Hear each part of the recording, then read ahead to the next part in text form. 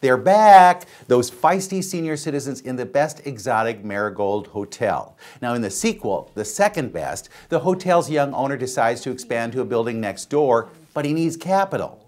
That involves a trip to the United States and the fear that an inspector is going to come and rate his abilities. Sure enough, Richard Gere shows up and immediately Sonny, played by Dave Patel, thinks he's the hidden critic. Meanwhile, the real assessor shows up unnoticed. Gere, however, attracts plenty of attention from the retired women and gets caught up in their world of romance and intrigue. Maggie Smith, Judi Dench, Bill Nighy, and Celia Imrie are here, but they're also forced to share screen time with a bunch of newcomers. That makes second best a full house that sometimes doesn't give everyone sufficient attention. Still, the film has all the bells and whistles fans have come to love, a hint of death, and a big Bollywood wedding that should make a trip to India key on retirees' bucket lists. The second best exotic Marigold Hotel isn't as good as the first, but it's a nice visit from folks we've come to love. Also this week, Unfinished Business lets Vince Vaughn bumble through the business world in an attempt to land a big deal. He doesn't have Owen Wilson as his sidekick, but James Franco's brother Dave does a nice job as a dim-witted associate who's game for anything.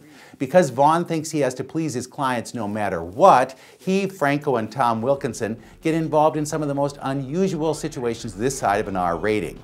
Like the internship and Wedding Crashers, Unfinished Business relies on Vaughn's ability to be a fish out of water. He handles it nicely, but it's Franco who bears watching. Slowly but surely, Dave is becoming the family's best actor.